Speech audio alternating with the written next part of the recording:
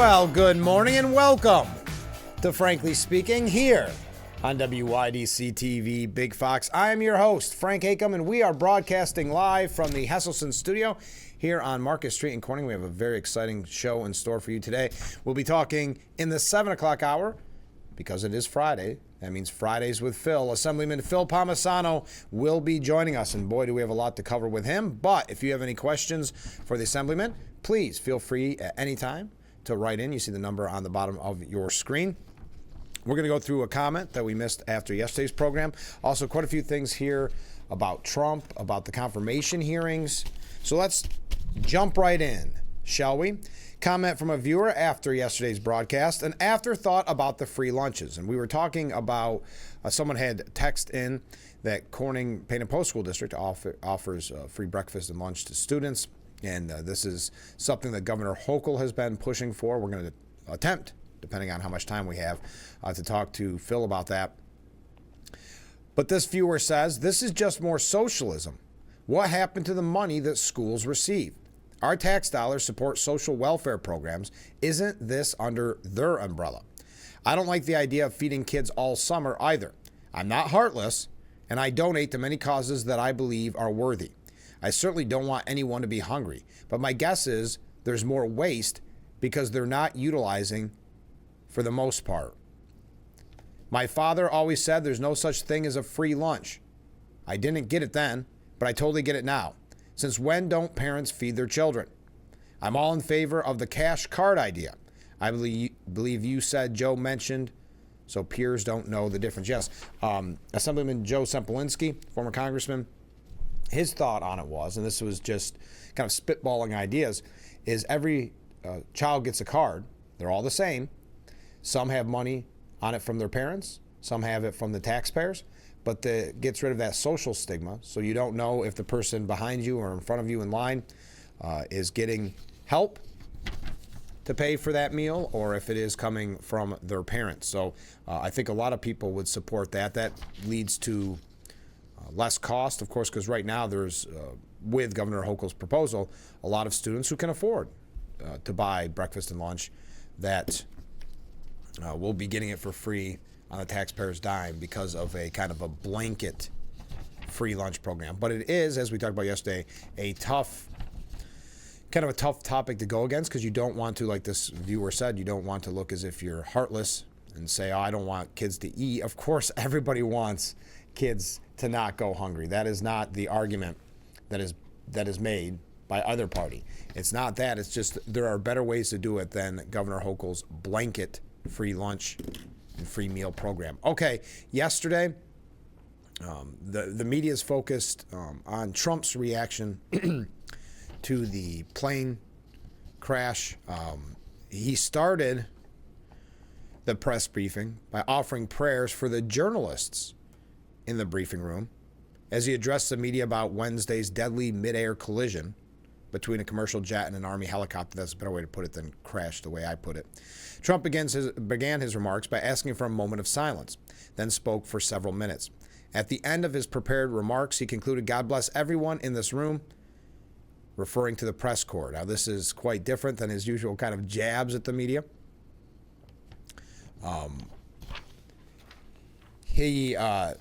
It is being suggested, and we're not going to talk much about because it is a breaking story, and I'm sure you've been catching up on it. It's been kind of a 24/7 news cycle, and rightfully so. But on Thursday's broadcast of Bloomberg's Balance of Power, Senator Chris Van Hollen, a Democrat from Maryland, argued that whoever President Trump nominates to be confirmed head of the FAA should be fast-tracked at this point. Well, on the FAA specifically, Senator, the president announced today that Christopher, I'm going to try here, Rochelle will be tapped to be acting administrator because as this was happening last night, there was no confirmed administrator to the FAA. Would you, in your role in the Senate, with advice and consent, support a fast tracking of the process? Senator Van Hollen responded, yes, I think this is really important to get somebody in this critical position for public safety. I would look forward to quick hearings on this nomination. But beyond the head of the FAA, it's very important we have adequate staffing levels for all the rank and file folks, the folks that are in the towers conducting, talking to pilots. So I do hope that we can come together and focus on those overall staffing issues as well for public safety reasons. Now, Trump did rip Caitlin Collins. So we've got a couple things here on CNN, and this is more of a media look at what of the reporting on this. Caitlin Collins, you remember the name, kind of suggested that Trump was blaming Democrats and DEI initiatives for the crash. Collins said, "We don't yet know the names of the 67 people who were killed, and you are blaming Democrats and DEI policies and air traffic control, and seemingly the member of the U.S. military who was flying the Black Hawk helicopter. Don't you think you're getting ahead of the investigation right now?" He said, "I don't think so at all. I don't think the names of the people, you mean the names of the people that are on the plane, you think that's going to make a difference?" Collins said, "Does it comfort their families to hear you blaming DEI policies?" That's when the president, in what you could say is maybe typical Trump fashion, said, "I think that's not a very smart question. I'm surprised coming from you." But the media has jumped on his fact of focusing on DEI initiatives. As they put it at CNN, Trump jumps right to the blame game over D.C. midair collision that left dozens dead. It was the first time since returning to power that Trump stood in the White House briefing room to address the nation. He called the moment, quote, "an hour of anguish for our nation," but he abruptly pivoted to a familiar script that played out during his first 4 years in office. Shortly after the president declared there were no survivors, he pointed the finger of blame to his old political rivals, suggesting diversity initiatives led to lax aviation standards that contributed to the crash. Vice President J.D. Vance, Defense Secretary Pete Hegseth, and Transportation Secretary Sean Duffy echoed his view. Trump saying, "We must have only the highest standards for those who work in our aviation system. I changed the Obama standards from very mediocre at best to extraordinary." You remember that. Only the highest aptitude. They have to be the highest intellect and psychologically superior people. They were allowed to qualify for air traffic controllers.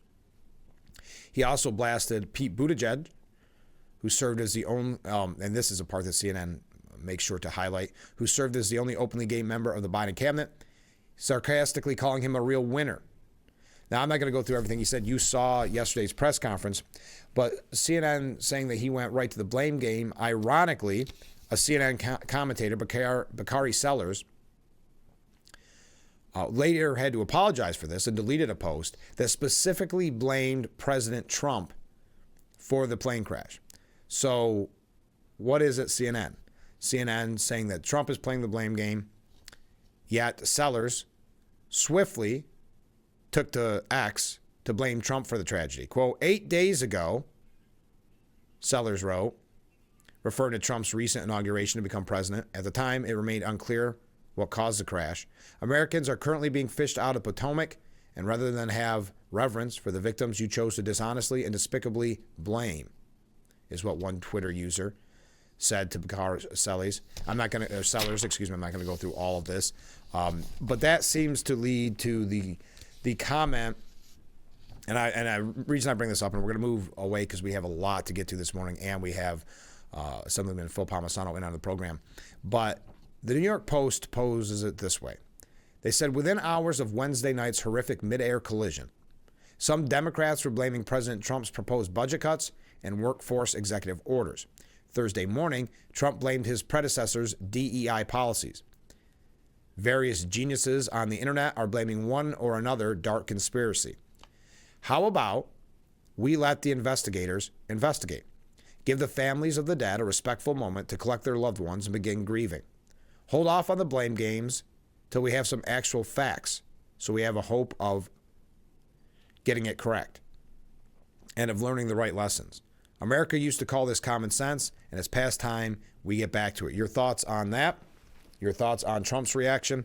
By the way, I know I've been saying it seems as if Trump has done more speaking to the media in his first, almost not even 2 weeks in office than President Biden had done his whole 4 years.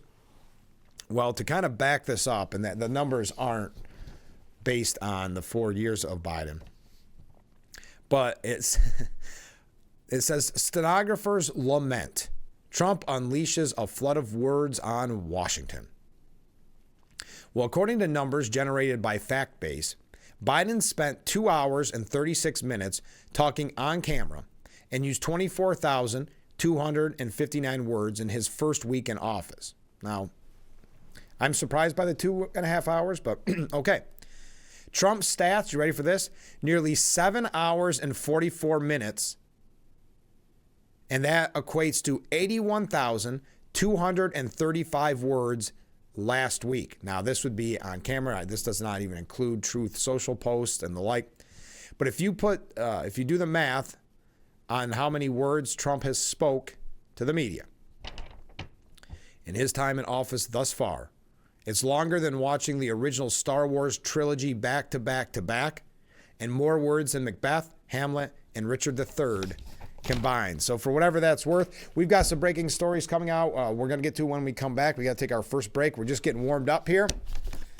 As I said, Phil is going to be our guest in the 7 o'clock hour, so get your questions in for him. Did you watch any of the confirmation hearings?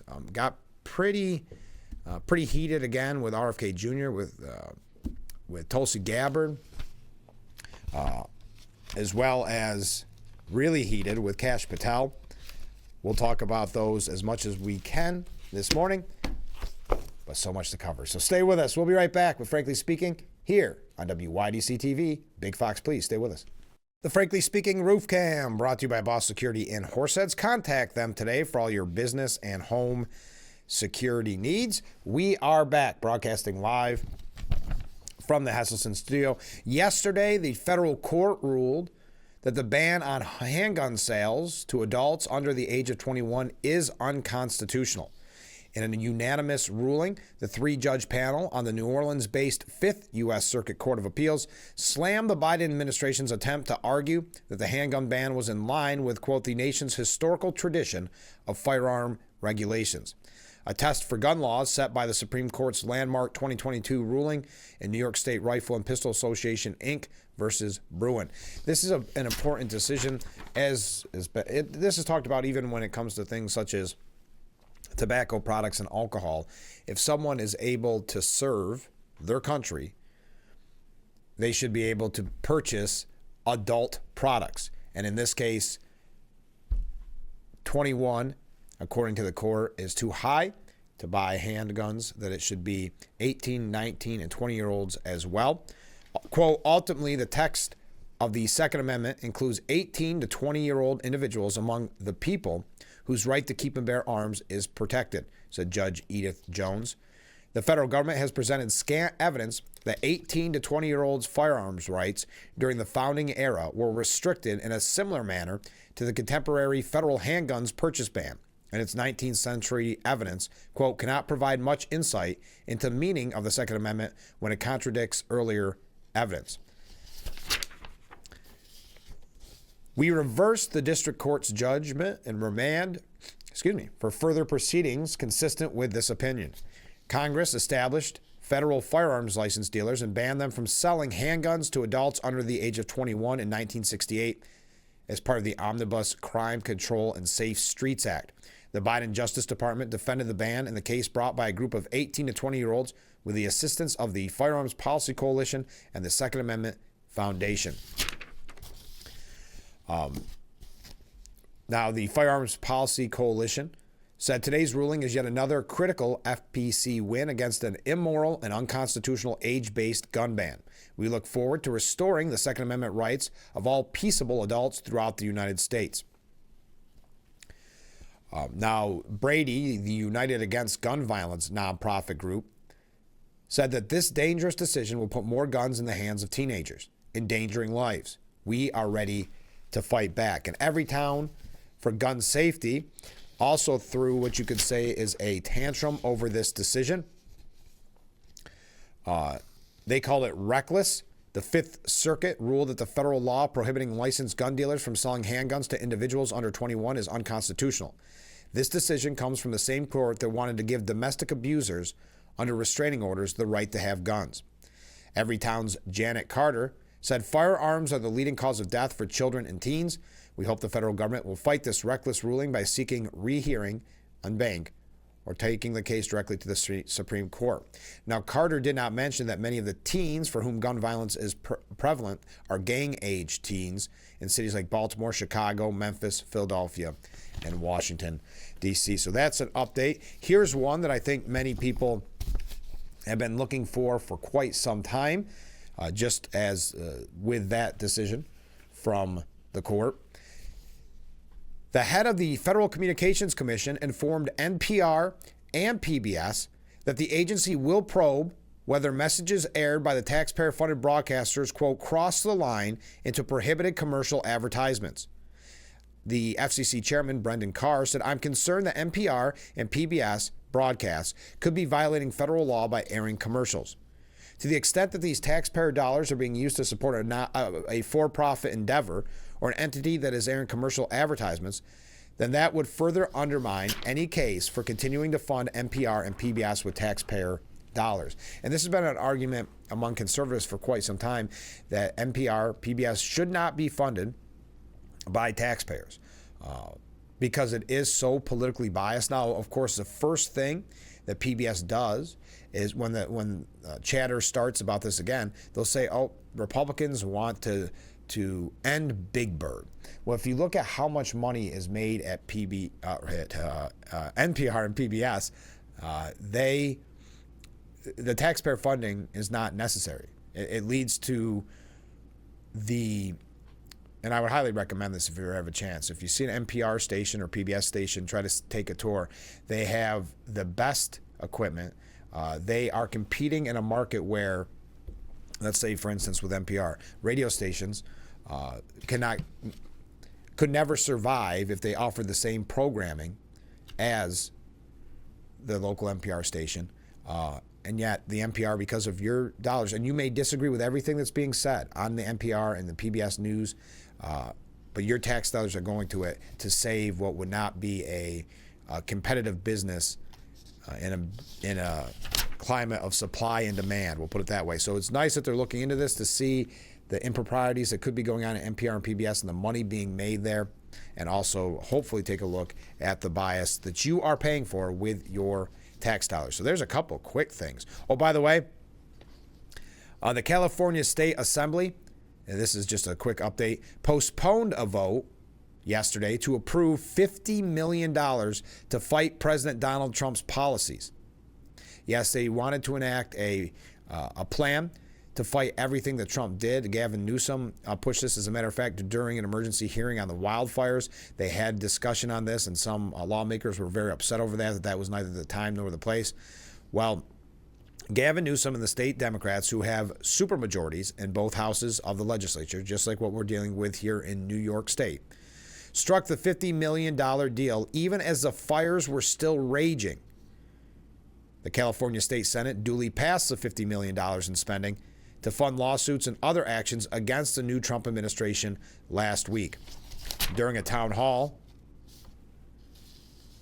the point was raised that the California Democrats seem to have money to spend to fight Trump's policies, but want federal money to clean up the damage and rebuild. So you have $50 million to go after Trump and not even know what he's going to do. This is just preemptive, $50 million to fight Trump, but then going to the federal government asking for money to clean up damages and rebuild. The San Jose Mercury News reported yesterday California Democrats in the state legislature were poised to approve $50 million to fund fresh and anticipated lawsuits against the Trump administration and fund legal defense for immigrants facing deportation as part of a splashy special edition it's called by a special session called by Governor Gavin Newsom. But when members of the state assembly gathered in Sacramento yesterday morning, Democrats broke into a private huddle for 45 minutes. When they emerged, they declined to vote on the proposal. The state Senate approved the plans last week, and Democrats have said for months that the funding package is, quote, urgent. So realizing the optics, realizing that putting $50 million into kind of a slush fund to attack Trump and to go after Trump, maybe not the best PR move at a time when their state has been decimated by the wildfires. So there's a couple of quick, yes, we're jumping around this morning. Oh, comment from a viewer. I'm putting this out there. Bird flu is in the Finger Lakes, big time. They say people and pets should stay away from dead birds. Report it. Don't touch it. Thank you very much for that comment from a viewer. We've got other comments coming in. Oh, here we go. I find it hard to understand how people like Schiff and Blumenthal who have outrightly lied are allowed to question someone else's integrity. Isn't that kind of one of the very interesting points during these confirmation hearings? One of them to me is the grandstanding, and I don't just mean the typical political grandstanding, the acting involved by some of these people. That is something that I've been taking away. But yes, it's hard to listen to an Adam Schiff. It's hard to listen to a Richard Blumenthal who lied about his service in Vietnam, or an Elizabeth Warren who lied about her heritage. Lecturing the nominees about ethics and morals and honesty. But again, they know they're not going to be called on it. You're not going to see an article in the mainstream media about Elizabeth Warren's heritage or about Richard Blumenthal's lying about his service in Vietnam. So they know, yes, you and I would feel very uncomfortable doing it, feeling like a hypocrite. They do not, because they know they are going to get away with it. Because Richard Blumenthal has been doing it for a long, long time. We got a lot more to get to, but I'd love to hear your thoughts on yesterday's confirmation hearings, what you thought of each of the nominees and what their chances are of getting the nod, if you will. We've got a couple other things we're going to go through quickly because, as I said, Assemblyman Phil Palmesano is going to be our guest this morning. So we're going to get to as much of the national stuff as we can this morning, kind of breezing through on this Friday morning edition of Frankly Speaking. So stay with us. We'll be right back with Frankly Speaking here on WYDC TV, Big Fox. The Frankly Speaking Roof Cam brought to you by Boss Security and Horseheads. Contact them today for all your business and home security needs. Welcome back as we broadcast live from the Hesselson studio on Marcus Street in Corning. Comment from a viewer. Good morning, Frank. Well, good morning. After Mr. Kennedy took all the verbal abuse he could stand, he did mention a dollar amount that Bernie Sanders had received from pharmaceutical industry. Bernie's right arm was waving around so much, I was afraid he would dislocate something. If both arms had been waving like that, he could have lifted off his chair. Because he's speaking of grandstanding, right? Tulsi's opening statement was great, and Cash refused to let Adam Schiff bully him. I don't know about confirmations, but it was good TV. I would agree. It was heated at points. We're going to talk a little bit about it. Hopefully we get an opportunity to. Oh, by the way, there's a new book out if you're interested. It's called Fight, Inside the Wildest Battle for the White House. It's by author Jonathan Allen and Amy Parnes, and it talks about the recent election. And we learned that the aides around Kamala Harris considered the Joe Rogan interview with Donald Trump a traumatic event. Trump spent 3 hours with Rogan in an interview that instantly went viral. The contrast amounted to a traumatic event, said one Harris aide, that I will never forget. Rogan confirmed in late October that he had been in negotiations with the Harris team for an interview, noting that talks had come to a standstill because of Harris's demands. At the time, he expressed that he was still open to future interviews and relayed that to the Harris camp, that they had not canceled either. Just kind of interesting. That's a book that, we talked about looking back at what happened, so to speak. It'd be kind of fascinating to find out more. Okay. We're going to talk with Assemblyman Phil Palmesano about the education system here in New York. But I think this is an important, quick piece, and I know it's a little off topic, but bear with me, and then we'll get back into Trump. But most of America's kids aren't regaining the ground they lost to school shutdowns during the pandemic. That's the main bottom line. That's the big takeaway from the nation's report card that the National Assessment of Educational Progress released. Indeed, reading scores dropped from 2022 to 2024. It's the worst results since testing began back in 1992. This exam, the NAEP exam, given to a large sample of 4th and 8th grade students across the nation every 2 years, showed that a full third of kids couldn't show basic reading skills expected for their age group. A third. Only top-performing students seem to be regaining ground lost during COVID lockdowns. So the achievement gap, as it is known, with low-performing kids is growing. This despite nearly $200 billion in federal funds the last few years that were supposed to help public schools compensate for the damages done. If you look at the extended lockdowns during COVID for school, supported by the teachers union, never fully investigated that connection there with the teachers unions and politicians and why they kept the schools in lockdown for so long. It's a travesty, and the numbers are now showing it. The numbers are basically as grim for math as well. In New York, State Comptroller Thomas DiNapoli sounded the alarm last year about how nearly a third of New York State students are now chronically truant. The usual suspects will insist all of this is nothing more than money for public education, that more money, it's only fix. New York State now spends over $36,000 per public school student, which is vastly more than any other state. Yet those kids perform strictly middle of the pack on the NAEP and other national exams. The problem isn't how much we spend, but how we spend it. In New York, that's under the direction of State Education Department, whose response to the truancy crisis is to stop reporting chronic absenteeism. That is their response. Team Trump and Republicans nationally are pushing school choice as the best answer to America's education crisis. We have to agree, because it seems to be the only way to wrest our children's education from the hands of the forces that are running it into the ground.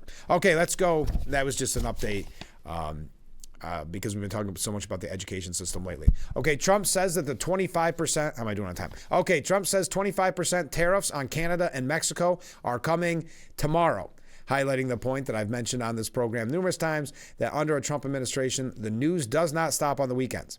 I remember back in his first term, because the media makes everything about them, there were many people in the media that were complaining that Trump was essentially making too much news, that they had no time off. Now, think of, we talk about the decisions Trump has been making, the executive orders. And you think about, and bear with me how I'm going to tie these two together, but you think about a lot of federal employees that have been at work from home since COVID, haven't been in the office since COVID. And you think of the lifestyle they're used to, and now the order is they have to go into the office. Think of how their life has changed, I'm sure in their mind for the worse. Think of how long it'll take to adapt, and how much complaining they'll be doing, because no longer can they throw in a load of laundry or do some dishes while they wait for an email to come in or wait for some part of their job to be finished. But now they have to wait till 5 o'clock after the commute to get home and start dinner and do all the chores. You can see, like many of us, I would say, had some complaints after the work from home issues were taken away. But they've been doing this for 4 or 5 years, and now being forced back in the office. That's why Trump believes many people will be quitting because of it, and they're offering a severance package if that is the decision that you make. But this is very much like the media. Imagine the media having 4 years of Biden. Now, that's not necessarily work from home, but pretty close. You didn't have press access. You didn't have the press briefings. You weren't making news on the weekend unless it was probably international news. And now you have, and I'll admit, it can be overwhelming leaving Friday from this show and coming back on Monday, and how much we have to cover on Monday, how much we missed over the weekend. So I'm sure it will be no time before those in the media start complaining that it's just too constant of a news cycle. So yes, Trump says that was a long way around to say that Trump is saying that the 25% tariffs on Canada and Mexico are coming on Saturday. That's coming on the 1st, February 1st, Saturday, the president said. We're going to make that determination probably tonight on oil, because they sent us oil. We'll see. It depends what the price is. If the oil is properly priced, if they treat us properly, which they don't, he said. Now, he threatened these tariffs that actually probably cost Trudeau his job. He said, look, Canada and Mexico, they have never been good to us on trade. They've treated us very unfairly on trade. And we will be able to make that up very quickly because we don't need the products that they have. We have all the oil you need. We have all the trees you need, meaning the lumber. We have more than almost anybody in those two categories. In oil, we have more than anybody, and we don't need anybody's trees. We have to free up some of the tree areas that we have. We have great lumber in this country. We have to free them up environmentally, which I can do very quickly. So the 25% tariffs kicking in on Saturday. Your thoughts on that?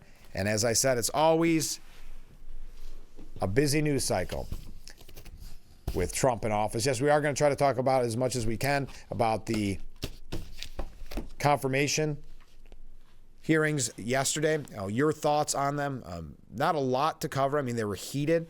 As the one viewer said, Fred said, it's hard to see some of these people lecture the nominees about ethics and morals. The Adam Schiffs, the Elizabeth Warrens, the Richard Blumenthals, after we know their history. So we'd love to hear your thoughts on it. Again, Phil coming up a little bit later on. Stay with us. This is Frankly Speaking here on WYDC TV, Big Fox. The Frankly Speaking Roof Cam brought to you by Boss Security in Horseheads. Contact them today for all your business and home security needs.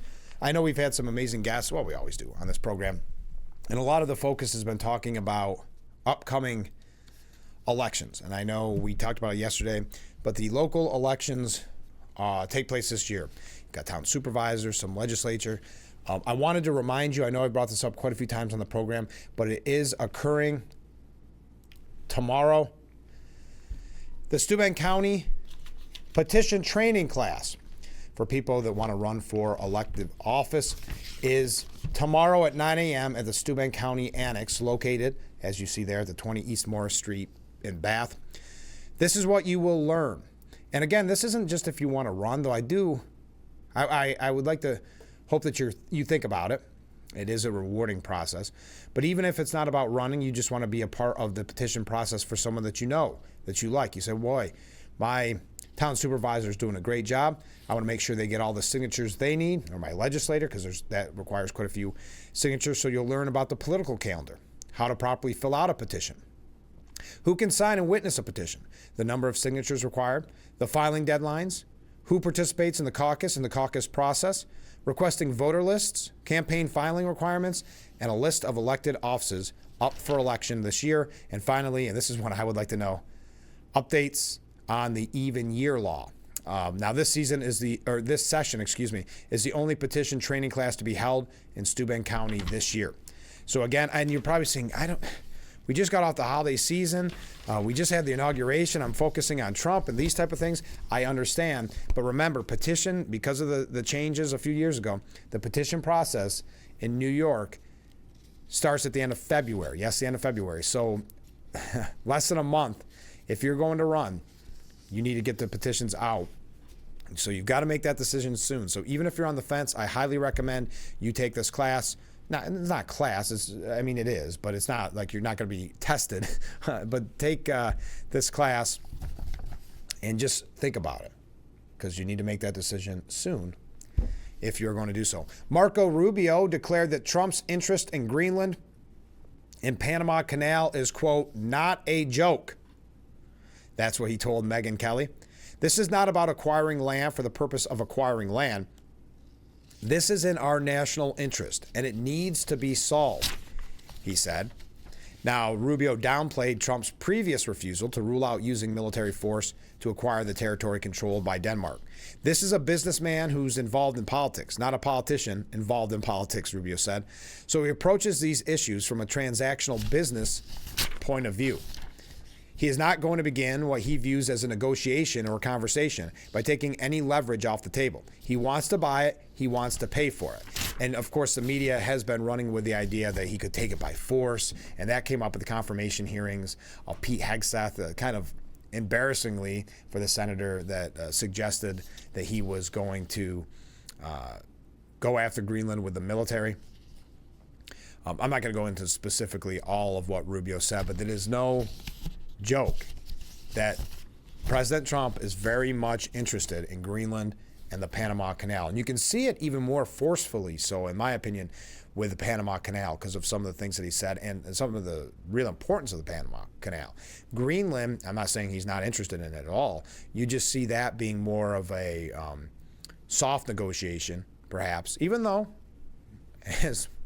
as I said on Seth Meyers' show, that Denmark is in crisis mode and that they're freaking out with how much Trump seems interested in Greenland.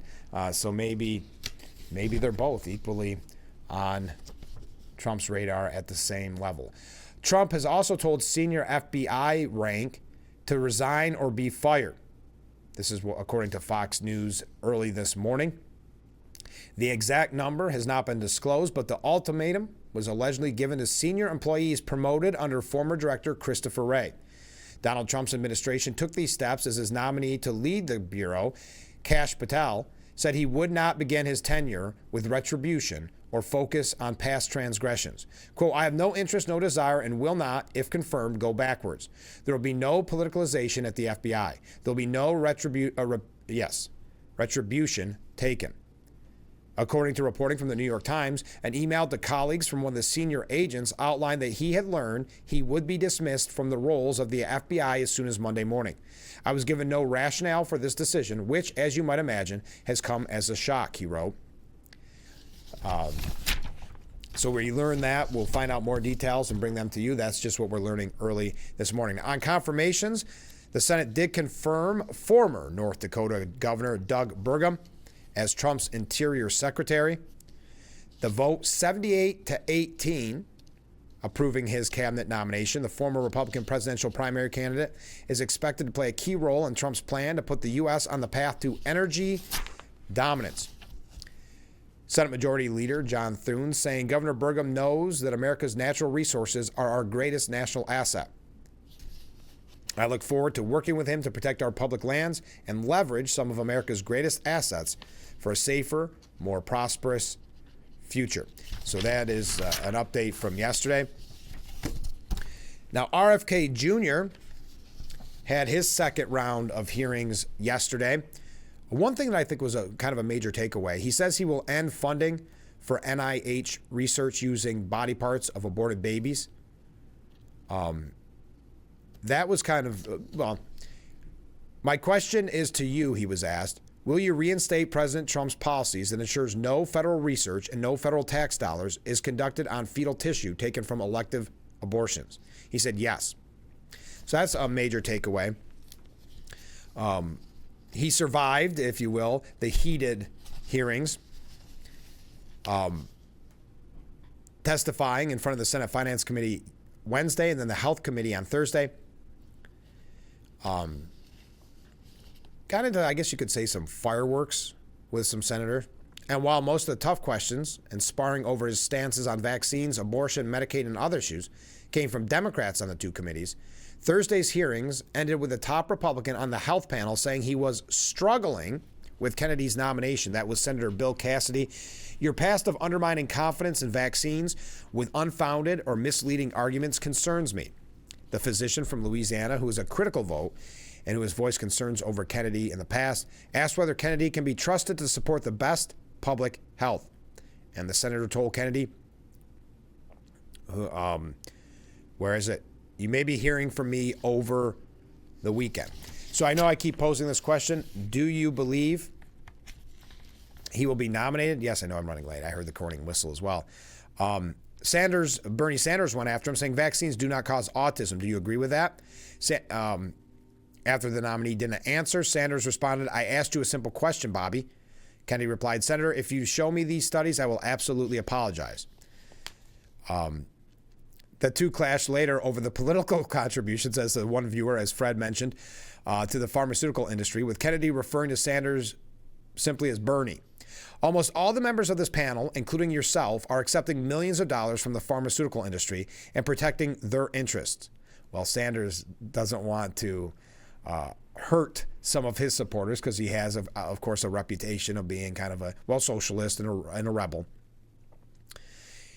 He said, I ran for president like you. I got millions and millions of contributions. They did not come from the executives, not one nickel of political action committee money from the pharmaceutical companies. They came from workers having to save face there, if you will. All right, we better take a short break. I know I heard the corning whistle quite some time ago. So stay with us. We'll be right back with Frankly Speaking here on WYDC TV, Big Fox.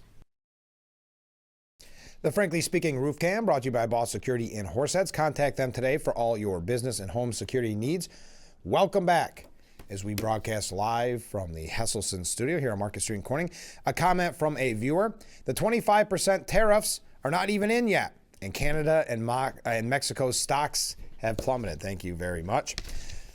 Elizabeth Warren went on The View, of course. I mean, The View, having not learned their lesson, there was talks at one point behind the scenes of how do you get more Trump-ish supporters on The View, because obviously with the landslide in November, they're looking at a losing business model. They apparently have skidded into the other direction. Of course, they had that bishop that attacked the president during that prayer service. We quoted that recently. They had Elizabeth Warren on yesterday. Just to show you the fear-mongering over RFK Jr., she said, quote, "The rest of us could end up literally with no vaccines at all to give to our children." Even though he said he supported vaccines and supported them, and even his children have them. But, and I think this is a strong stance to take, and I'm just bringing it to you to get your opinion on it. According to Nicole Safier at the New York Post, she calls RFK Jr. a hypocrite because he uses nicotine pouches. After decades of relentless public health campaigns and advocacy against cigarette smoking, we are now witnessing the tangible benefits, with declined smoking rates and the illnesses associated with it. But as we relish this good news, the rise of nicotine pouches could upend this great advancement in public health. Now, I'm not going to get into the specifics of this, of your thoughts on it or not.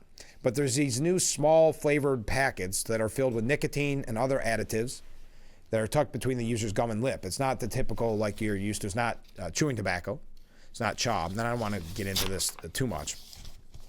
But the one manufacturer is called Zyn, and they become very popular, especially among 20-somethings.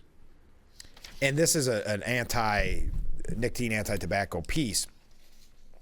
And it actually goes on for a very long time. But what made it so disturbing to see RFK talking about the product, platforming the product on Capitol Hill. As he championed the Make America Healthy Again movement before the Senate committee, he was positioning himself as a warrior against chronic illness and discussing how he plans to combat disease, including food and drug addiction. Yet during his testimony, what appeared to be a nicotine pouch accidentally slipped from his mouth. So that's where Nicole Safier, a physician and best-selling author of Make America Healthy Again, that's where she draws the line on RFK Jr. because perhaps instead of, or maybe quitting cigarette smoking, that's why it was so disturbing to see people call, and it ultimately nearly worked, at least with flavors, vaping, and now these patches or pouches.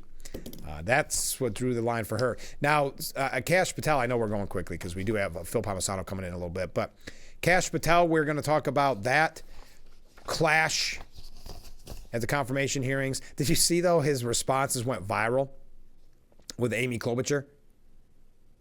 Patel telling Klobuchar, "I encourage you to read the rest of the interviews. This is why snippets of information are often misleading and detrimental to this committee's advice and consent."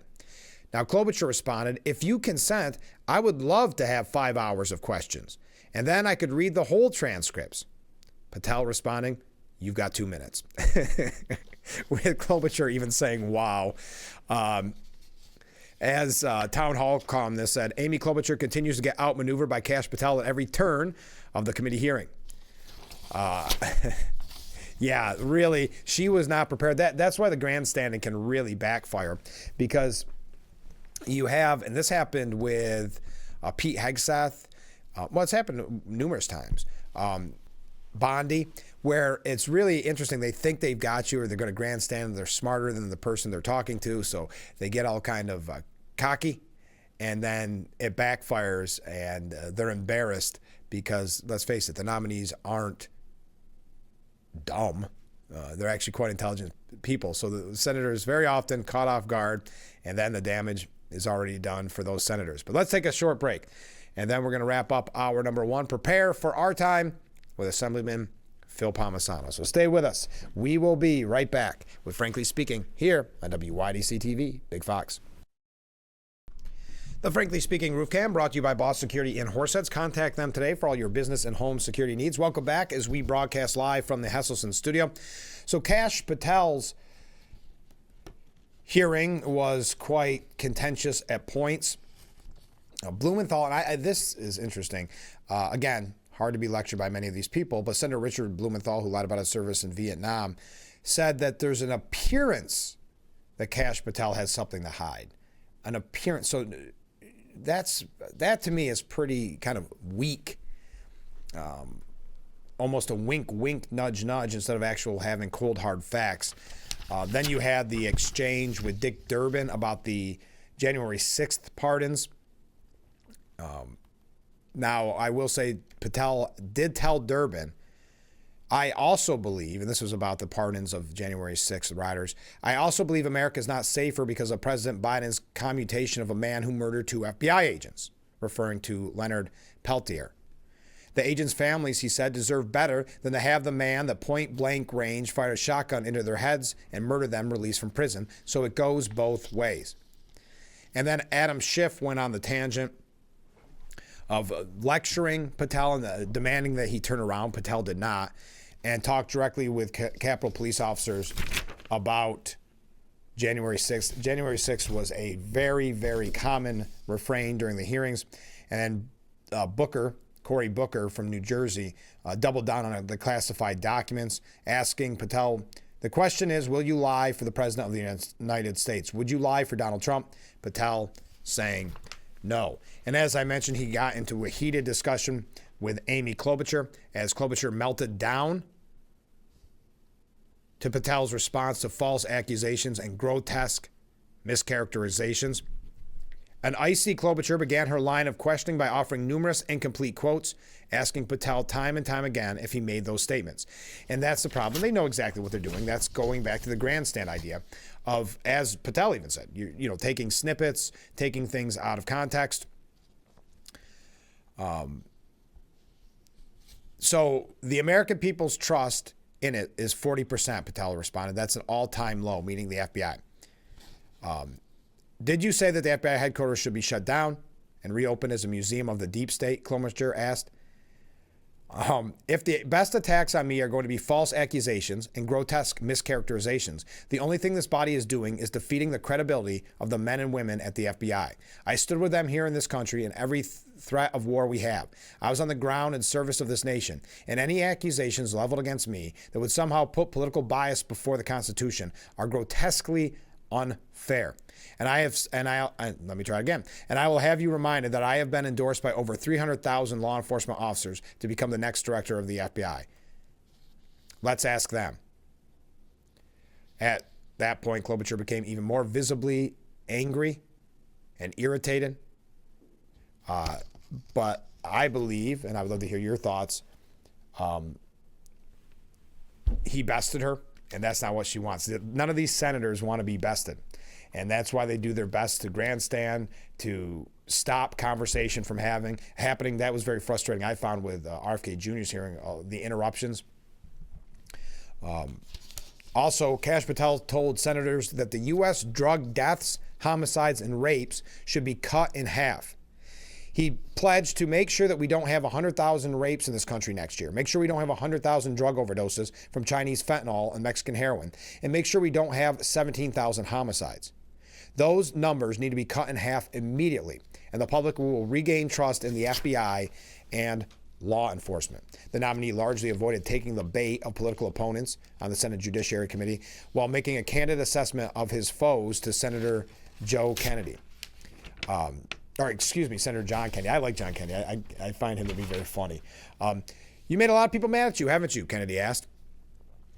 It seems so, Senator. You think maybe you made the right people mad? Kennedy followed up.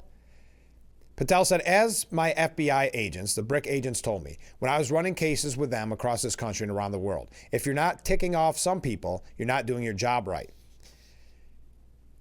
Well, Kennedy says, sounds to me like we need to get some new conspiracy theories because all the old ones turned out to be true. Conspiracy theorists are up something like 37-0. But anyway, that was kind of a nice back and forth, but he didn't hold back about what he thought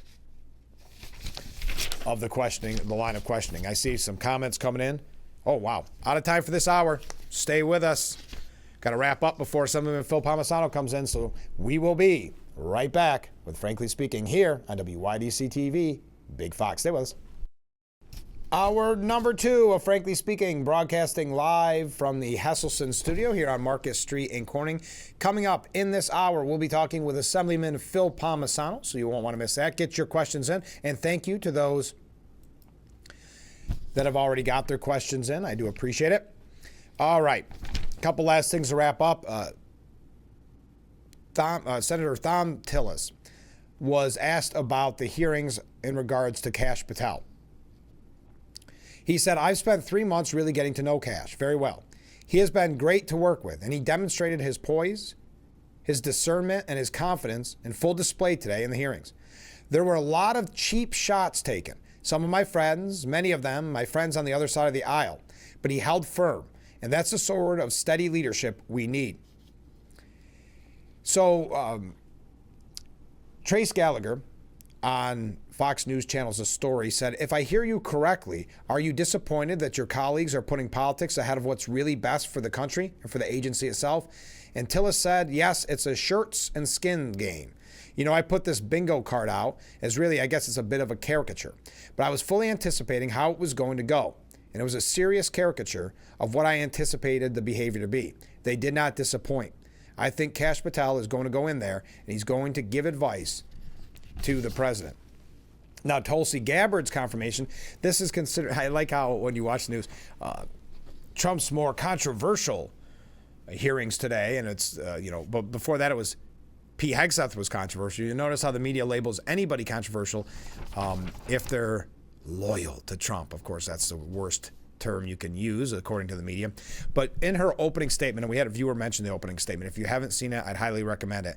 But she did warn the American people who were watching at home, quote, you may hear lies and smears in this hearing that will challenge my loyalty to and my love for our country.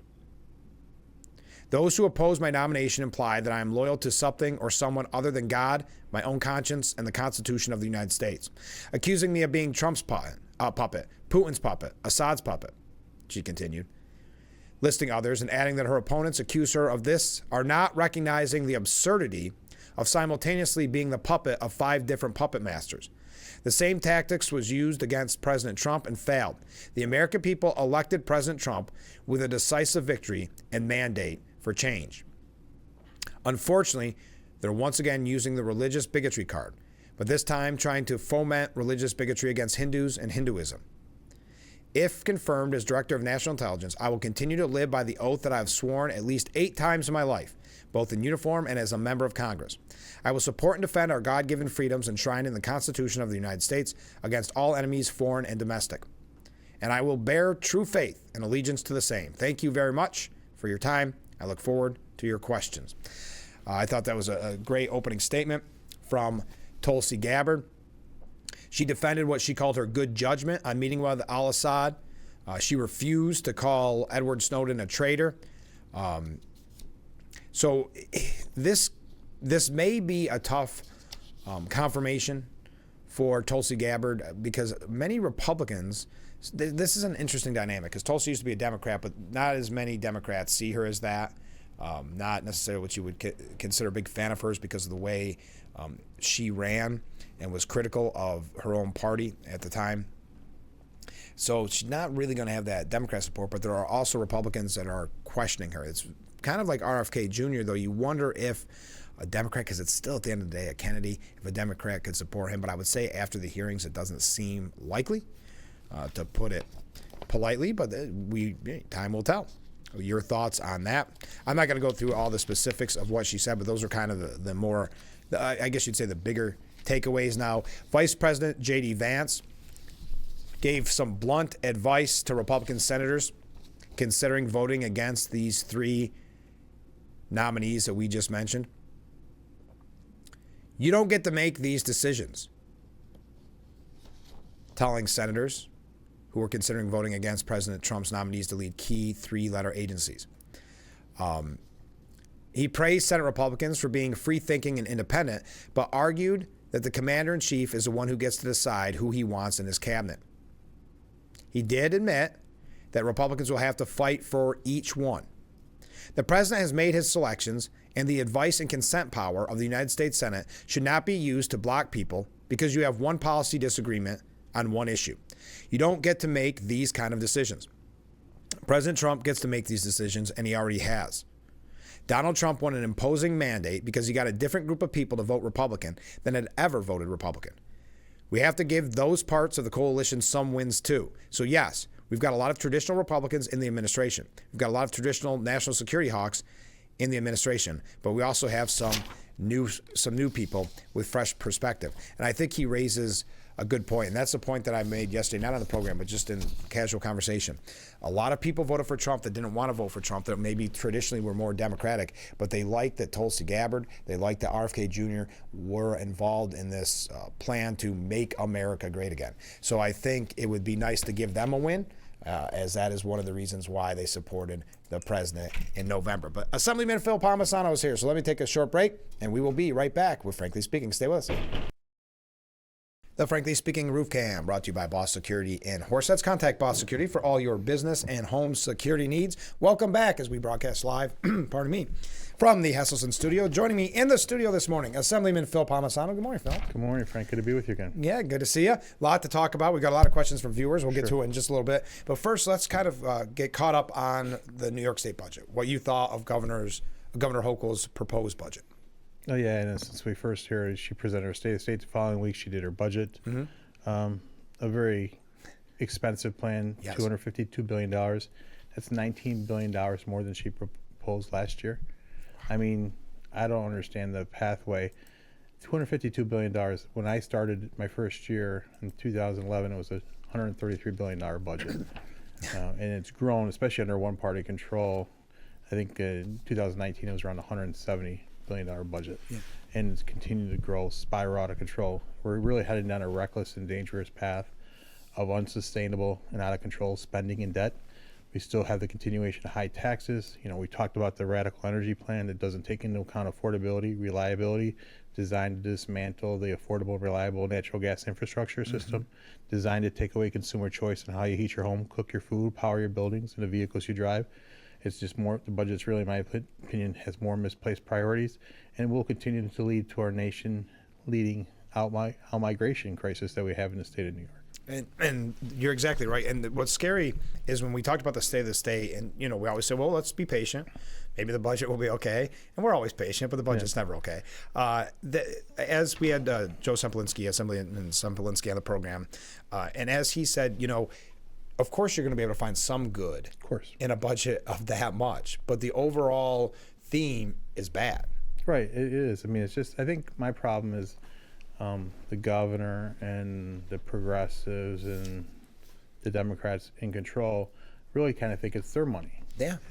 It's not. It's the people's money, and they need to be better stewards of that, and it's unfortunate the way it happens. So, listen, so I can point it, I mean, we always talk about the good, bad, and ugly. I mean, there's a few good things that I saw. First of all, she's proposing a middle-class income tax cut. I think that's a good thing. She's talking about a child tax credit to expand that a little bit. I think that's a good thing for families with children. There were no school aid cuts like she talked about like last year when she was talking, when we were talking about this. Half of my school districts were looking at significant major cuts because of arbitrary change in the formulas you want to do. So this year that doesn't look like that's the case. I mean, I think it looks like every school district will get at least a 2%. Right. And we're going through the budget now to examine. We started the hearing process this week. She is not, one good thing too is she's not, there's a lot of talk about her advancing the cap and invest, right? Which is going to be a shock to consumers, because we're talking about increasing prices at the pump. We're talking about increased home heating costs. I think part of it is that the governor is running for re-election next year. She's put a pause on this. Like the DEC commissioner said, there's no pause. Well, there. The pause on it, kind of like she did during election last time with the congestion pricing. Right, exactly. So it certainly fit her But think narrative. of that on top of the climate change super fund that she put in. Yep. Think of what that would do for residents as you're right. She's going into 2026 election. Yeah, and I mean, that's the thing. And I remember we had a hearing a couple weeks last month. We've had a couple energy hearings last month. We were talking about NYSERDA and how much money they're spending. And John Howard, the former commissioner of the PSC, was there. And we brought up about, well, the climate superfunder, which is a retroactive, we talked about in the past, a retroactive tax penalty on these businesses that were following the rules, following the laws, had the proper permits. But yeah, we're saying we're going to go back to 2000 and we're going to assess you a penalty for your impact on climate change retroactively. And then moving forward, they're going to go with this cap and invest, so it's just going to increase prices more. Yeah. Some estimates were saying 63 cents a gallon, 79% increase in home heating costs. And even on the cap and invest, their own speaker was quoted as saying, asking the businesses to pay more. Of course, it's going to be passed on to the consumer. Of course, it will. And what kind of message? Who's paying? What kind of message is this say to the business community? Do we want to come here, locate here, and stay here? When they see these things, when we talk about in July of 23, the Public Service Commission passed $43 billion in future ratepayer increases to be phased in over time to pay for these green energy goals. Like, who's paying attention to that? Right. No one. And the PSC Commission, who's paying attention to that, Assemblyman? The site selectors, the businesses that are looking for places to go. So we can penalize you retroactively. We're going to penalize you moving forward. So I don't understand it. We had a viewer that I thought made a good point. They told us that butter was bad for us, and then the margin was better, and that's now since reversed. Right. So imagine, if you use the same logic, well, now we don't like what butter's doing, so let's fine them. Yes. I mean, if you can do this, I know right now it's because of climate change and all this, it's a big topic, so people say, well, it's okay to go after them. Well, what's next? New York State's not going to stop here. No, they're going to do it retroactively, they're going to do it moving forward. And we had a press conference, I know we're going to talk about, I think, hopefully EV school buses later. Yeah. One of the reporters asked the question, what about the climate activist says, we have this climate crisis, we need to do something about it now, we can't pause, we can't wait. Mm-hmm. I said, I got up, may I ask a question? I go, first of all, New York only contributes 0.4% of total global emissions, 0.4. Yeah. But yet China contributes 30%, has 1,000 coal plants and building more. In fact, last year, they expanded their coal generating capacity by 70 gigawatts. 70 gigawatts is twice our total generating capacity of 41 gigawatts, almost twice, which is all of our portfolio: wind, solar, hydro, nuclear, natural gas, and oil. Mm-hmm. And then what they want to do is they just want to move to full electrification. They want to keep. They didn't say anything about nuclear, but they want wind and solar, no more natural gas, no more oil. That's 50% plus of our generation right now. Right. So how are they going to do this? And they aren't even taking into consideration putting the infrastructure in place first. And I've always said, you don't tear down a bridge before you build a new one. Exactly. But that's what they're doing with the especially the affordable and reliable natural gas infrastructure to supply and delivery system, and with no plans to how to address it. So. And we're going to talk about the electric school bus mandate, because I know we played the clip from you the other day talking about it. But one thing, and everybody knows I'm going to ask this question because I talked about it so much yesterday. But we talked about the budget. Okay, so Governor Hochul, she wants to ban cell phones in schools. Mm-hmm. Why does that cost $13.5 million? And New York City's saying that's inadequate. What would I mean, you're on the ground in Albany. What would cost $13.5 million to tell a kid they can't have their cell phone in class? Either put your phone in your locker, and if we catch you on your phone, we're going to take it away from you. Yeah, it's ludicrous. That's a lot of money. Governor Hochul tossing around $13.5 million like it's nothing. Now listen, in the context of $252 billion, it doesn't seem like a lot, but it's still money. And why? What's the need for it? It's ridiculous. I mean, it's more misplaced priorities, misplaced spending. Those dollars certainly can be used in other places. Think of where it could go. I mean, I know it's funny because I know I've heard people word it that it's a $250 billion budget, so people can put it into perspective. Right. And, whatever you look at with billions. So it's pretty sad when we can say, wow, it's $13.5 million. We're not saying that, but it's $13.5 million. And then others saying that's not enough. And again, I'd like to know what it goes to. It must be public service announcements or something. I honestly wish I could answer the viewer's question because I don't. I mean, and this is something, there was the education budget hearing this week. I wasn't back because I had other meetings that I come back for, but I don't know if that was brought. But the education commissioner just got a very significant pay raise for some reason, over $150,000 pay raise. Wow, that's a raise. Yeah, that's quite a raise. So, but if I could pivot back to the budget a little bit, because I didn't get to the bad stuff. I know I talked about other bad stuff. I jumped ahead. I'm sorry. Well, I mean, the governor's talking about cutting middle class taxes, which is good, but she's also talking about extending the high income earner tax rates, which are 10.3% and 10.9% respectively. And believe me, there's a push by the majority and other organizations that want to increase tax rates higher on on the wealthy. And you don't think those people are going to up and leave? I mean, why wouldn't they? They have the money to leave, right? And my question to you is: wouldn't you rather have 10 for up to 5 million, or up to 25 million? It's 10.3%. Over 25 million is 10.9%. Wouldn't you rather have 10.3% of 25 than 10.5% of zero? Yeah. Exactly. Or whatever you're going to raise it up to. I mean, some rates you can't just keep going back to that well. No, you can't. And the people are leaving. They already are. Oh, yeah. They're the most mobile. They can move anytime, and they will, and they are. So it's just going to have more of it. The other thing in the budget that she talked about, these inflation rebate checks. It's kind of, I don't want to say it's insulting because I'll take the money. Yeah, people are going to take the money. But at the end of the day, whether it's 300 or 500, it's nice. Right. But it's not any type of help with inflation. No, it's not. For a family of, let's say 4 or 5, that's probably their grocery bills for a week, maybe 2. Yep, exactly right. And even the comptroller brought that up. And there's a Buffalo News article where he's talking about the fiscal outlook of the budget. And he says it's better to put it in the tax cuts than in this $3 billion. I think the breakdown of the tax, she's talking about $5 billion in rates. I think $1 billion of it is in the middle class income tax. She wants to reduce the rates. $1 billion for the child tax credit. And then the $3 billion for this. And really, it's a gimmick. It's basically something she can send out that has her name on it. And again, she's up for re-election next year. But yet, there's no money in this budget to help our direct support professionals who work with our most vulnerable population, which is very important for me to make sure we continue to focus on. I talk about this every year. Individuals with intellectual and developmental disabilities. I mean, their quality of life needs to be addressed. These are individuals who are dealt a bad hand in life at no fault of their own.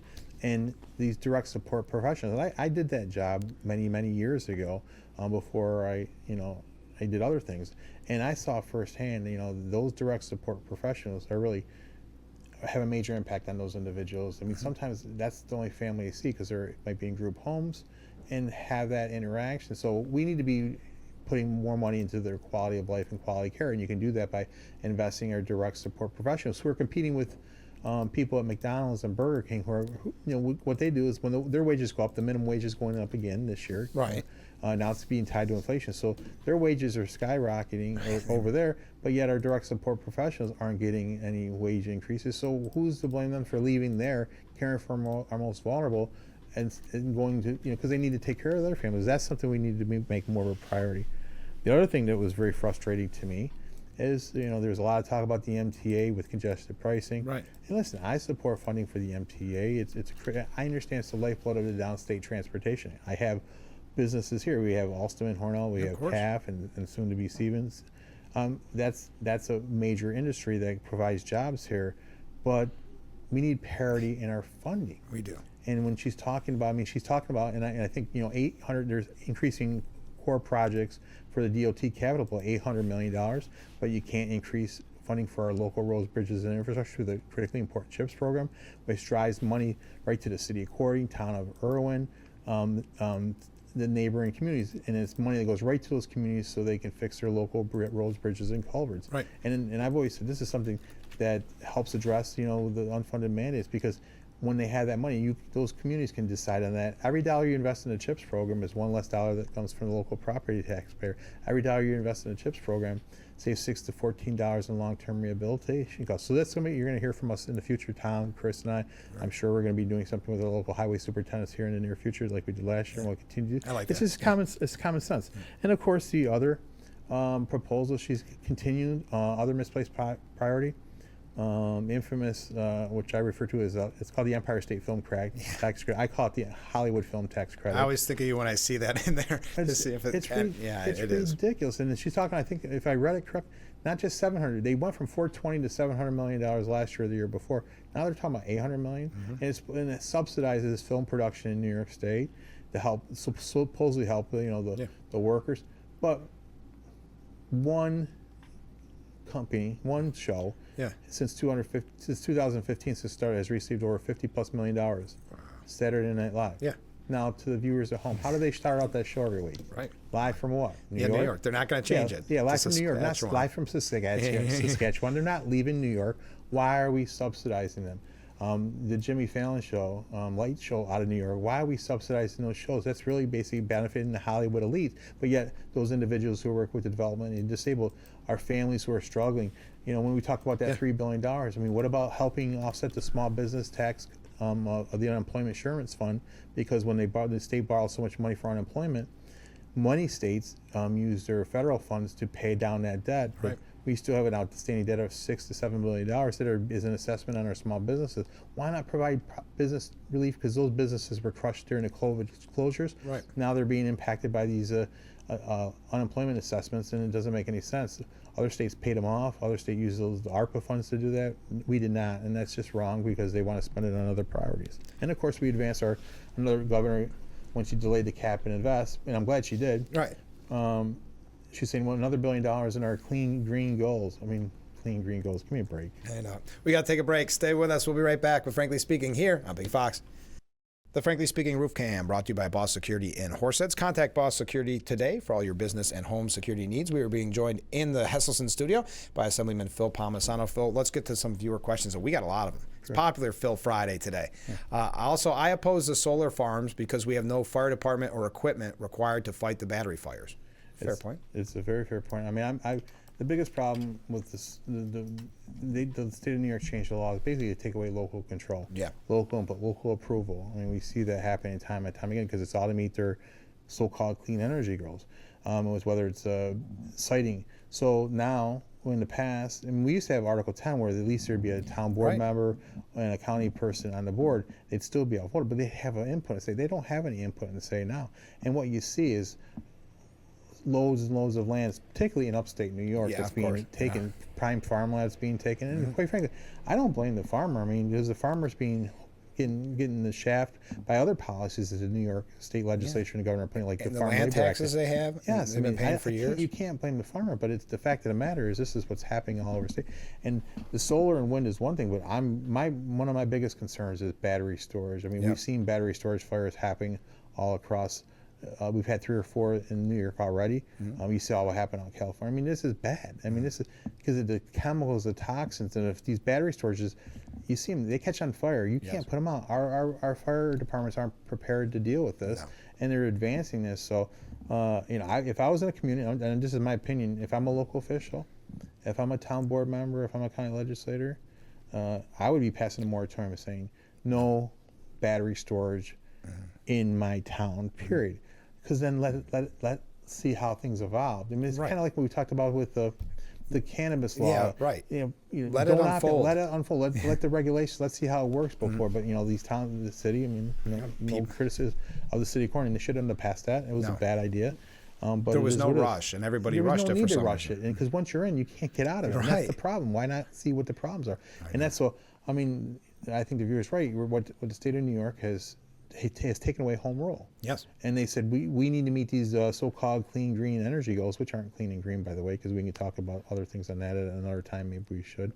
But yet, why can't the public have a say in this? And that's what I know there's a big debate over in Elmira I saw with the solar and battery storage. I mean, all I could say very clearly, if I was a town board member, I'd be pushing my town board supervisor to say a moratorium on battery storage because there's problems with this. If they catch on fire, depending on where they are in the neighborhood, it could be hazardous environmental event. And these things catch on fire, they spread quickly.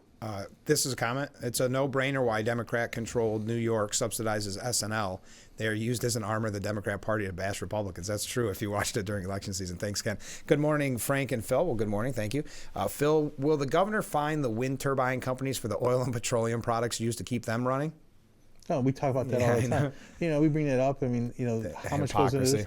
Yeah. It just reeks of hypocrisy, and it's like, if it meets our clean energy goals, I probably shouldn't pivot off to this, but I'm gonna. Okay. And I apologize. Buckle up. Yeah. Let's talk about EVs. You know, we talked about. I know we're going to talk about the EV school bus mandate. The batteries that are used to produce the electric vehicles, the minerals, the elements, cobalt and lithium. 70% of the cobalt is extracted in the Democratic Republic of Congo, but it is well documented that child labor is being used there. Some as young as 6 years old, to some 35 to 40,000 kids. And what they do is they have these mining, they're artesian mines. They go down and hand mine with their mines, in these mines. Yeah. And I've had people from the Democratic Republic of Congo come to Albany. These mines collapse on them, kill them, paralyze them. They've lost limbs. I mean, but it's like people don't care in Albany. And I bring up, you don't care. Well, don't say we don't care, but your policies don't represent that you care. No. So, and there's slave labor in Uyghur by China that's being used to do this. And then also the environmental damage that's being done to mine. The lithium triangle in South America, it's well documented. Water sources are being polluted because lithium mining is radioactive when it gets to the water. I mean, they're poisoning water, rivers, and streams there. Think about it. If we were poisoning water, rivers, and streams in New York, if kids were dying in New York, we wouldn't be doing this. No. But it's almost like out of sight, out of mind.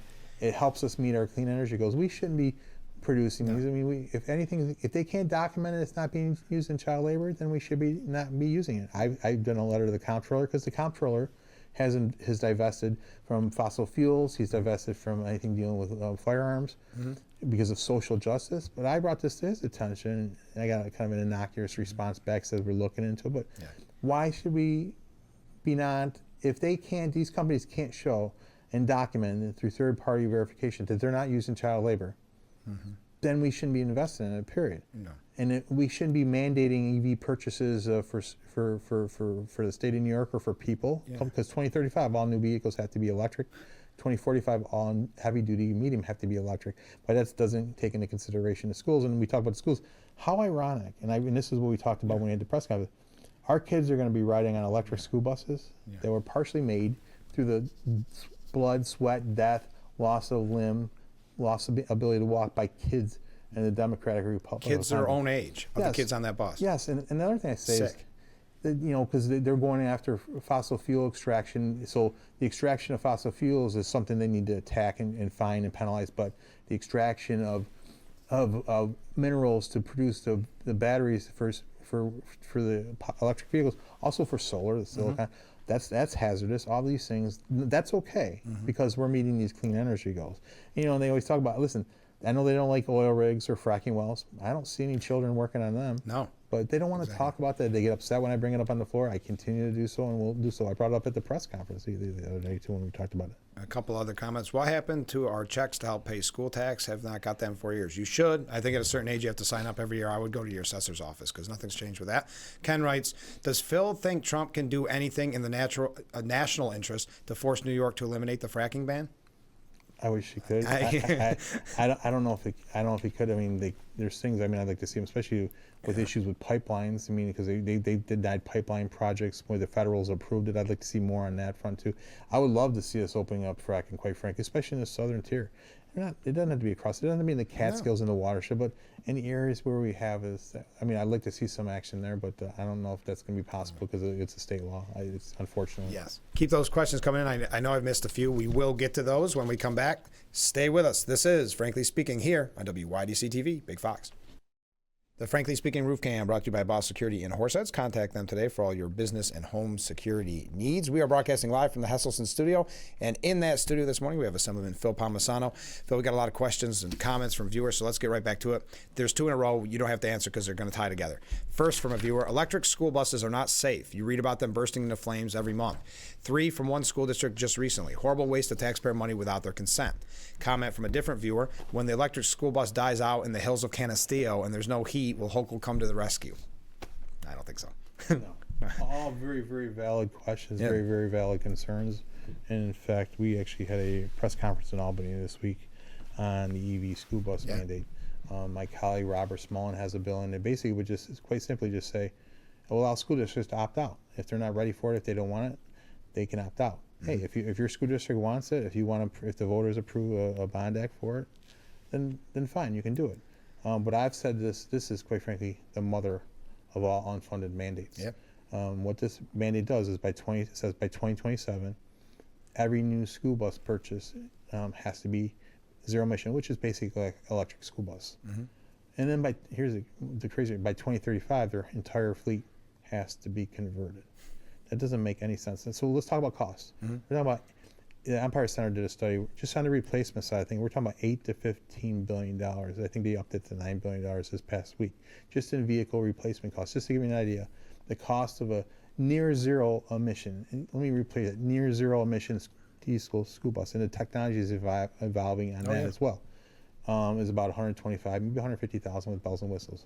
Cost of an electric school bus is now bordering near 400,000, some for 450,000. I've heard even some are 500,000. I talked to my sister who's on the school board today. Person was like $500,000+. I mean, this is not true. So that's just a purchase. Yeah. Then you have to build in the infrastructure, the charging infrastructure, the buildings and things of that nature to charge these. So that's billions of dollars. And then the other part of it that they don't want to talk about, which is not part of the discussion because there's no feasibility or planning on this by the state. They just passed it and said you got to meet these.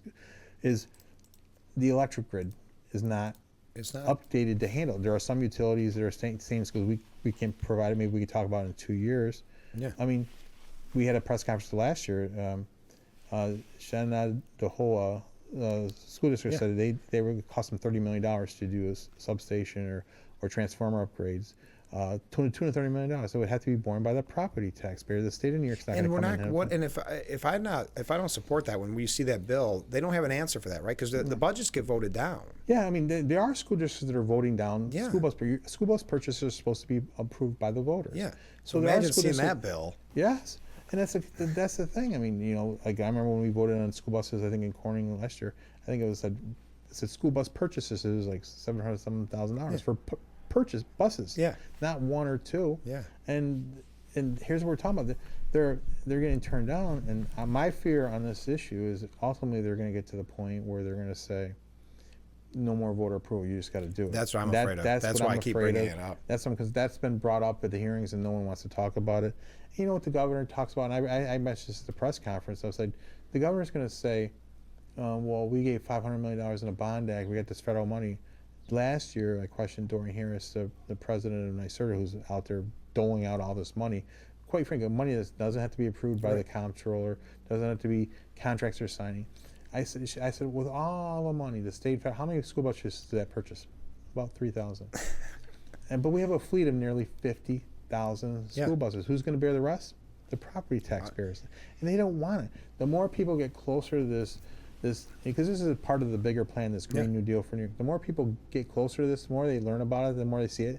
They don't want it, and they don't like it. No. And that's the problem with this, because it's all it's designed to take away consumer choice on how you heat your home, gas stove bans, but how you cook your food.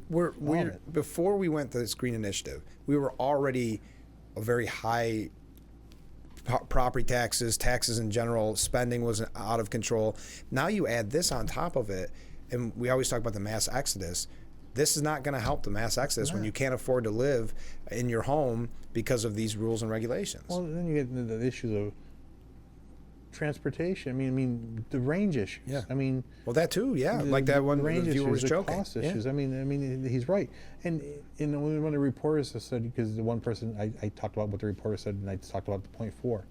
Well, another report, what would you do before moving forward? I say, well, I have a bill that does simple things. First, it would delay the implementation. It would say, and here's the thing about this: first of all, there's no feasibility study done. Right. There's no cost study done. There's no safety study. That the one of you were talking about fires.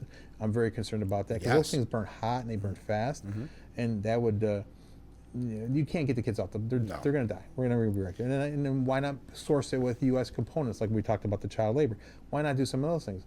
And what our bill would say is no school bus purchases until 2045, because that's when the law says, which the legislature passed, which I disagree with, but still that's what it said, instead of 2027, or until the state of New York converts it first. And here's the hypocritical thing. This is the question: how fair is it that we're asking our students, our school districts, our property taxpayers to be the guinea pig for this social experiment experiment that hasn't proven, the technology isn't proven. No.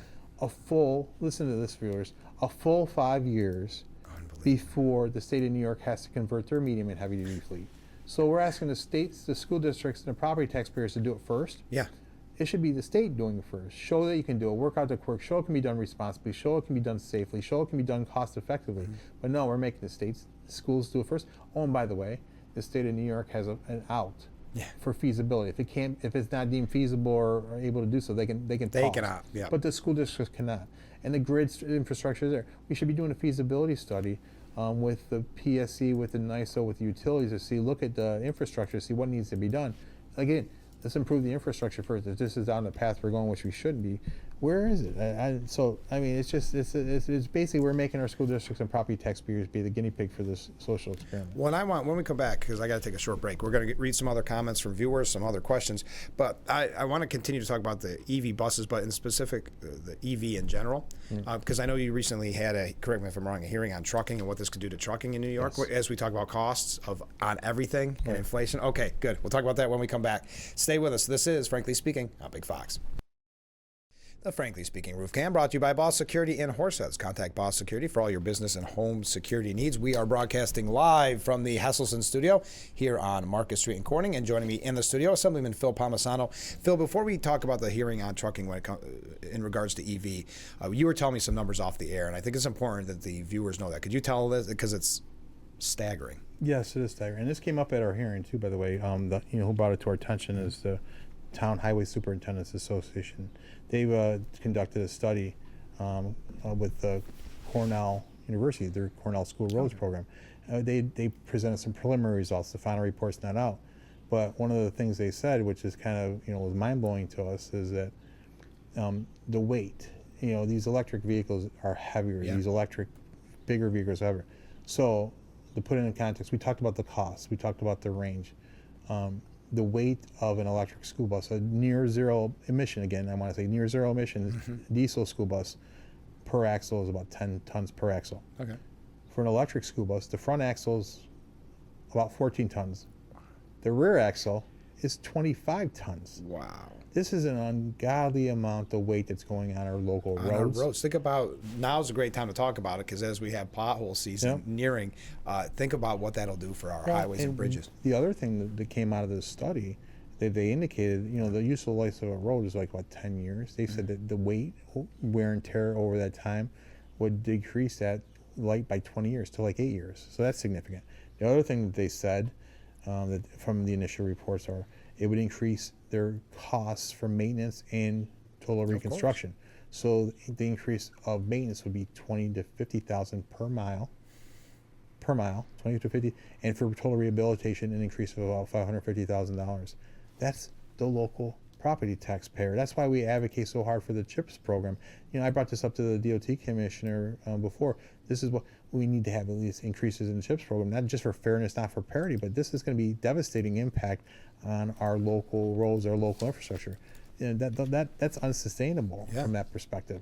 So what does that mean, tying in when we have your hearing on trucking when it comes to EVs? Boy, what do those weigh? But anyway. You're right. Yeah. You're right. But that all does, think about bridges, and we've talked about in the past the safety issues with bridges and infrastructure, especially in rural areas. When you mentioned poundage like that with the buses, there's some bridges in this area that I don't think are sustainable for that kind of number. No, there's weight. We have weight limits on some of these things. So what are you going to do to make them more sustainable? You're going to have to put more, and it's going to cost the taxpayers, property taxpayers more.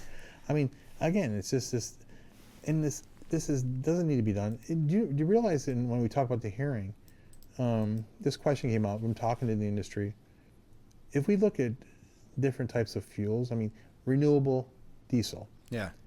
A truck can use that in their existing vehicle. You don't have to change out the whole infrastructure of the truck, and they could still go and fill up. Obviously there's be some changes that would need to be on, but it would still have a better. New York City, with their trucking fleet, that's what they're going. They're going to, I believe, is renewable diesel, and they're going to save carbon emissions, and so that's a positive. But you don't have to change the whole infrastructure. You don't have to spend billions of dollars in infrastructure. You don't have to spend billions of dollars in vehicles that aren't proven, that aren't realistic. Yeah. And from that hearing, one of the things we had the trucking industry, and it was a red flag from my perspective that we need, because what is happening, so the viewers understand, there's also a regulation.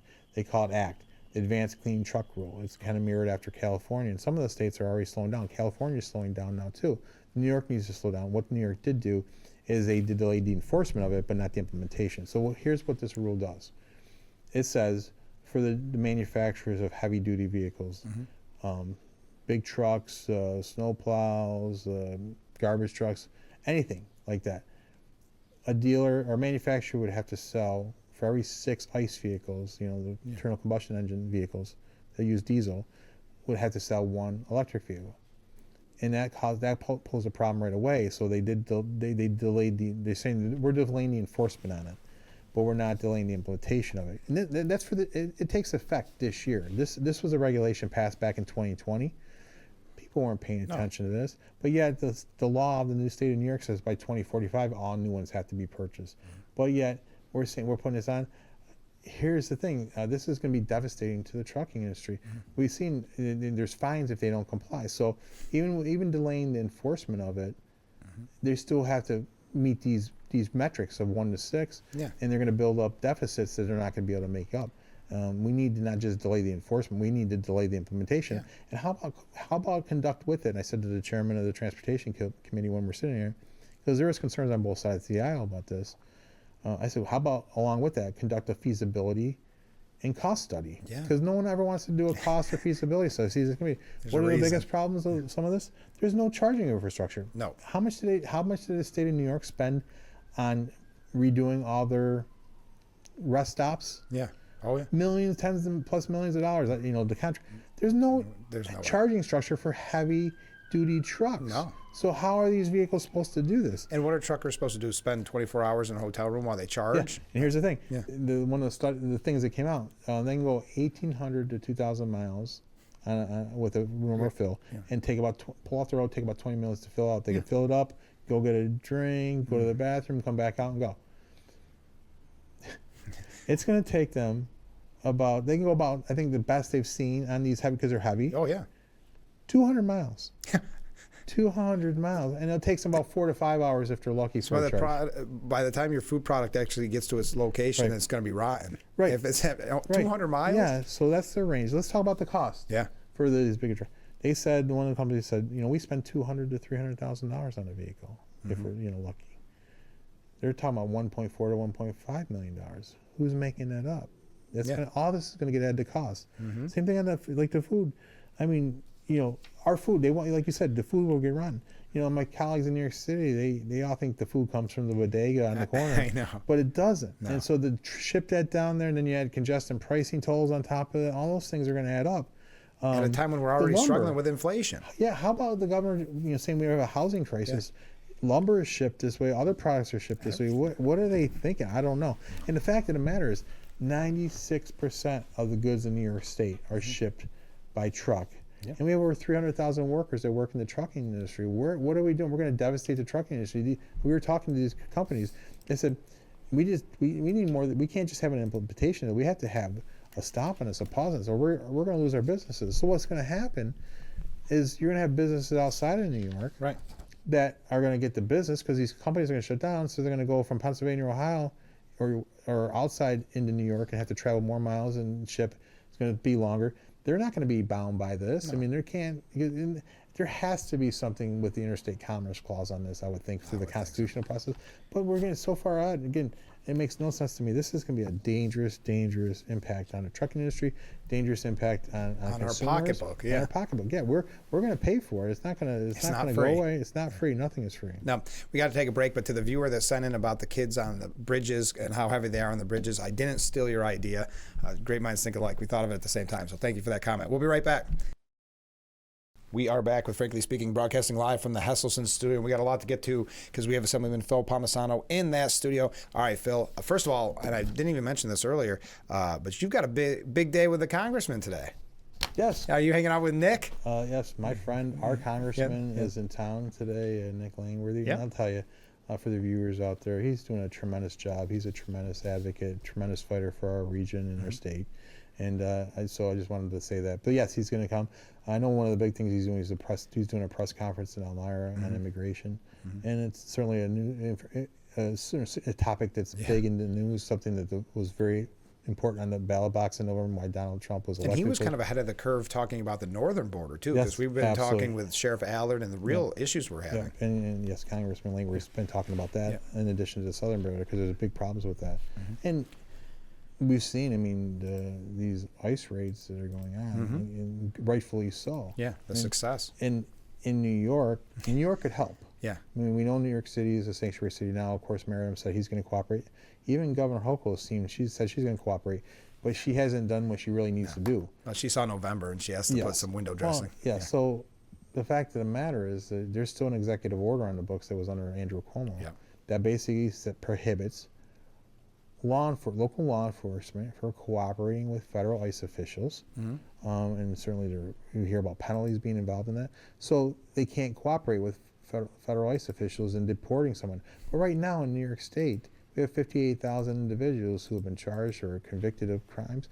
1,000 of them are known gang members. We should be putting them. We should be pointing. There's their house. There's where they are. Exactly. We should be sharing that information. We should be cooperating with them. And many.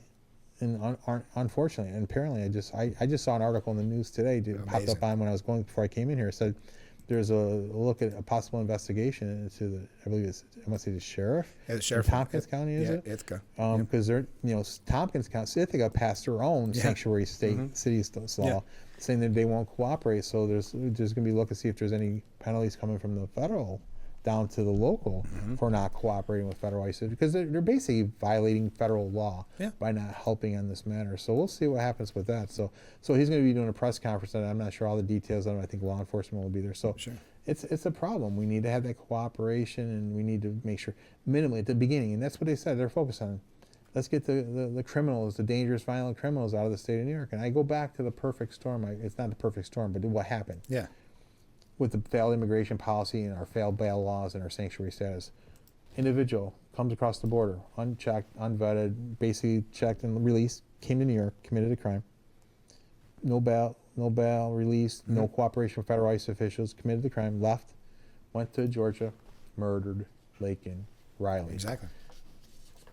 It's terrible. Yeah, I know. And there's story after story about rapes and assaults, violent assaults.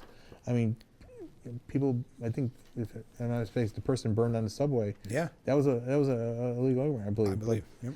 It's just we need to do more on this. The people want us to do more on this. So I'm really glad Nick's coming to town. He does a great job, and I look forward to seeing what he has to say. But those are the things I want to say. Let's end the sanctuary state. She can end that with a stroke of a pen. Just like that. Phil, I'm completely out of time. Next time, we're going to have you on soon because I want to talk about the Donate Life Art Contest. I see you got your pin on this morning, but we'll talk about it. We'll promote it, okay? Thank you. Thanks for joining us. Join us on Monday morning for Frankly Speaking, only on WYDC TV. Big Fox. Have a great weekend, and we'll see you on Monday. I look forward to it already.